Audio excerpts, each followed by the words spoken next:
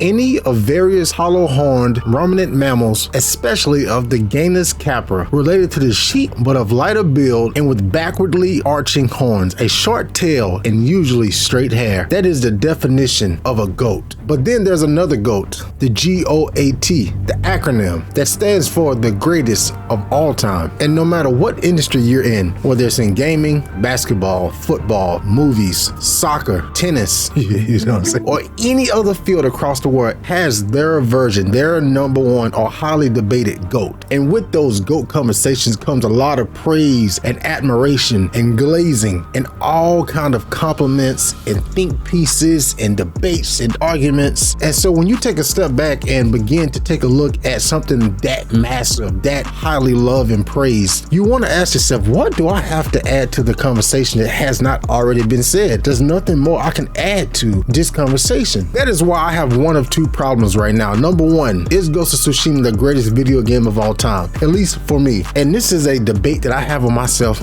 constantly. Depends on what I'm playing at that time. But this is something that I've greatly thought about when I'm bouncing back between God of War and Elden Ring, then go back to Ratchet & Clank Rift Apart. Don't you laugh. These are games that I consider life-changing for myself. Put a pin in that. But number two, as a father, or if you have kids, or even if you have siblings, you know you've went to your mom or your dad, hey, who's the favorite child? Am I the favorite kid? My favorite is whoever needs my attention and my love the most in that moment, who I'm talking to at that second. That is my favorite kid. And I've came to the conclusion that that is exactly how I feel about Ghost of Tsushima and God of War, The Last of Us, and Elden Ring, and Zelda, any of these amazing games that are widely loved and widely taunted as the GOAT. So for me, Ghost of Tsushima is absolutely in that conversation.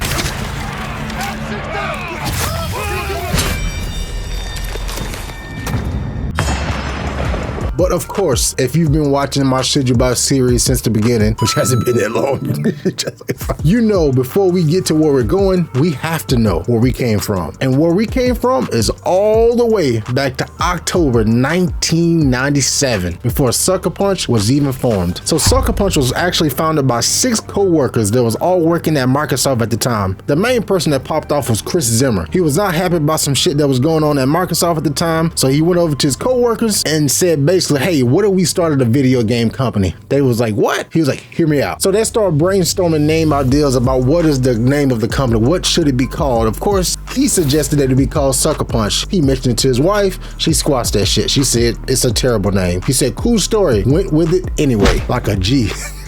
So because they were starting out small, they decided to develop their first game for N64. And the name of that first game, or the concept of the first game, was called Puzzle Factory. It was inspired by a PC game by the name of The Incredible Machine. But unfortunately, that shit got canceled because Tom Saxton and Kathy Saxton, two of the original founders, the co-workers, they said, yeah, this is cool and all, but we got bills, we out. So they left, which they're going to regret sorely as this story goes on. And I think she said, good luck, Nick. So after they left, them boys kept on trucking, the remaining 4. They went, gathered some money, and purchased a Nintendo Dev Kit in 1997. I don't even know where to begin of how they pulled that shit off, but that's what they did. And this is way before like GoFundMe's and PayPal's and Cash Apps. They started their own self-fund, and they popped off with a game called Sprocket. So as they was developing this game, they was cooking up. Of course, they was itching to find someone to publish their game for them, and they went to all the heavy hitters. And remember, this is in the 90s, so they was big, but it's not like they are now. Companies like Activision, Acclaim, Sony, THQ, and this is all before E3 1999.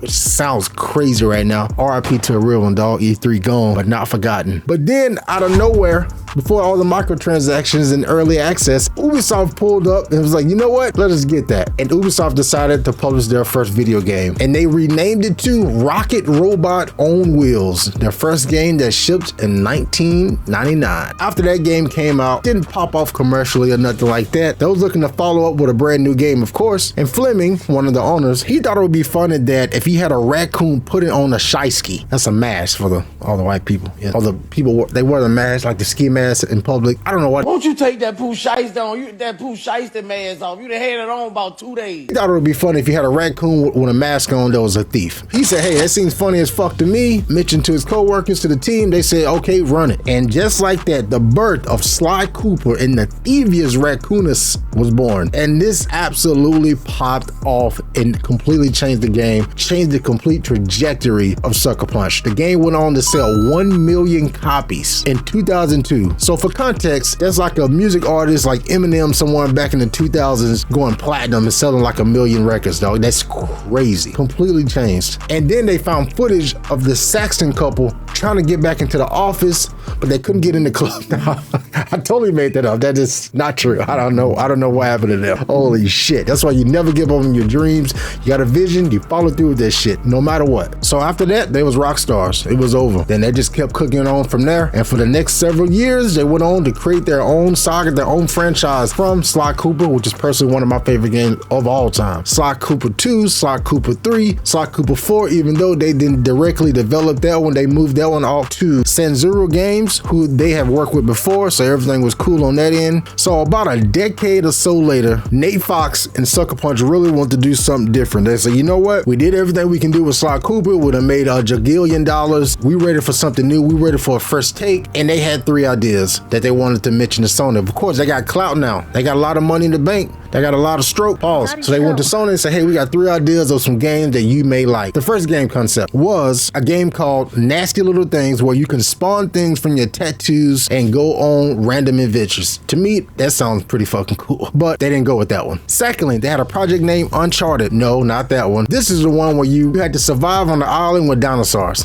Now, listen, I know Neil Druckmann get a lot of shit, but I'm so glad that's not the Uncharted that we got, and Naughty Dog took over the reins for that one. But then they had one more idea, and this idea probably sounds pretty good. They had an idea of a superhero game where you simply had to make a decision. Sony said, run that shit. And the name of that game was True Hero at the time. Once they got cooking and the development started, it was nothing stopping them. That changed the name to the game into Infamous, went on to sell over 2 million copies in 2010, and thus began a brand new franchise for Sucker Punch. And of course, once the first one popped off in typical Sony fashion, when they have a successful IP, they triple down, they give you the full Sony rollout, the DLCs, the sequels, the merch, everything. You have it all. Money was rolling in hand over fist. And once again, the Saxtons, they was on life support, thinking about God. So for the next 4 or 5 years, I mean, they was just eating off of Infamous. I mean, they was, of course, putting out additional updates and the whole deal. And to finally 2014 come around, of course, Nate Fox and the team, they get that itch. You know, they're not a complacent team. They make what they make, they pop off, and they move the fuck on. So around this time, they say, you know what? We want to work on a brand new IP, a brand new title, but we want to work on an open world game. This time, they wanted to do a steampunk themed open world where you play as a protagonist. It was an action adventure type game, and they wanted this open world game to really focus on melee combat. So originally the name of the game was Prophecy, but something happened and Nate Fox made the call and said, hey, what if it's in Japan? So now for us, we like, hell yeah, that sounds great, but that caused a lot of issues for the team because they went from making Infamous for 4 to 5 years, then they started developing now open world game. Now the open world game was going to be steampunk, and all of a sudden they said, you know what? Fuck that.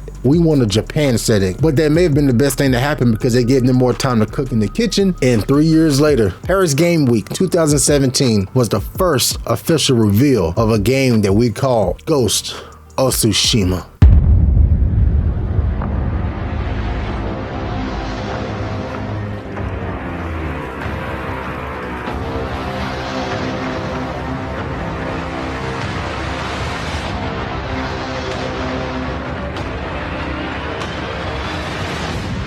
And now I'm so happy that the PC familia, the PC fans now finally get to get their hands on Ghost of Tsushima for the first time. A lot of y'all is going to be the first time y'all going to play this game, and I'm so jealous that you're going to get to experience this for the first time, especially the ones that hasn't even watched gameplay, just watched trailer, that doesn't know the story. Oh my God, you're in for such a treat. So when this game came out, it was during the pandemic, during COVID. I had purchased the game. I literally played the open. I said, oh, okay, that's cool. Stopped playing it and went back to The Last of Us 2 because it came out right after The Last of Us Part 2, and I was so, and not just me, millions of other people were so invested in that story. I had to finish. I just had to finish The Last of Us 2. And sadly, this is the God honest truth, I didn't touch Ghost of Tsushima until a year later. A year later, I played it and absolutely blown away. Now, I'm not a big PC guru by any means. I have a PC, of course, and I still don't know what the hell I have. I just know I have Nvidia or something. So I will leave everything linked down in the description below if you're wondering if your PC can handle it. From what I can tell, if you want to run it minimum at 720, 30 FPS, I can puke. You still can run it with a Nvidia GTX 960. Again, I don't know what none of this shit means. Minimum of 720, 30 FPS, I think you should be okay. And going off track record, because I've played a lot of PlayStation games on PC myself after I've beat them a million times. And Nexus Software, apologize if I'm saying it incorrectly, they have a fantastic track record of porting over PlayStation games. Games like Ratchet & Clank Rift Apart, Horizon Forbidden West, one of my personal favorites that brought me back into the Spider-Man franchise. Marvel Spider-Man Remaster was absolutely fantastic. They should have did The Last of Us because whew, that one turned out rough. But nonetheless, PC players, this is your moment, this is your time, and I just want to wish you all the best in your purchasing decision, because there should be no fucking question. Yes, buy this game. Dare I even say pre-order it, because you already know it's going to be heat. You know it's going to perform perfectly. And based off the track record that I just mentioned, this is going to be a very special one, and I cannot recommend highly enough that you should buy this game immediately. Going back to the question, is Ghost of Tsushima the GOAT? I don't know. That's honestly not even for me to decide. That's for you or someone else to decide. But what I can say Ghost of Tsushima is, it may not be the GOAT, but it's for damn sure the Ghost.